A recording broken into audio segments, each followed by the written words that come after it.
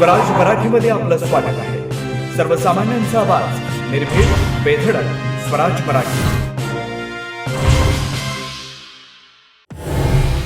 मुंबईमध्ये राम मंदिर स्टेशनच्या जवळ 20 वर्षाच्या तरुणीवरती बलात्काराची घटना. गुप्तांगामध्ये सर्जिकल ब्लेड आणि दगड सापडलं, रिक्षा चालकाला अटक.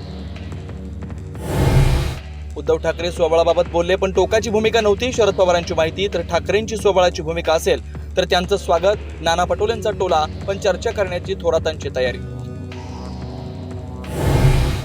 शरद पवार 10 वर्ष कृषी मंत्री होते, त्यांनी शेतकऱ्यांनी सहकारासाठी काय केलं? अमित शहांचा घणाघात. केवळ मार्केटिंग नाही तर जमिनीवरती काम करावं लागत असल्याचा लगावला टोला. उद्धव ठाकरे औरंगजेब फॅन क्लबचे प्रमुख. अमित शहा यांच्यावरती टीकेनंतर आशिष शेलार यांचा पलटवार. तर ठाकरेंकडे एक दिवस हम दो हमारे दोस्त राहतील, बावनकुळेंची टीका. राज्यात विरोधी पक्ष नेते पदाचा वेगळा प्रयोग होण्याची शक्यता. 3 पक्षांसाठी 1.5 वर्षाच्या फॉर्म्युल्यासाठी पवार आग्रही असल्याची माहिती. सीसीटीव्ही मध्ये दिसणारा आरोपी शरीफुल इस्लाम नाही. वकिलांचा कोर्टात दावा. खासगी लॅबमध्ये सीसीटीव्ही फुटेज आणि फोटो मॅच करण्यासाठी पाठवल्याची माहिती.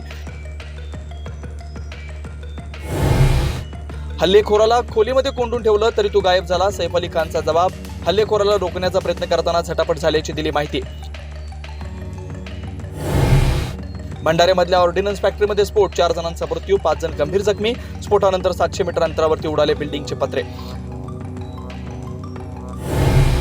राज्यातला वाहन प्रवास महागला. एसटी तिकीट दरामध्ये आजपासून 15% वाढ. तर रिक्षा आणि टॅक्सीचं किमान भाडं 1 फेब्रुवारीपासून 3 रुपयांनी वाढणार, परिवहन मंत्र्यांची माहिती.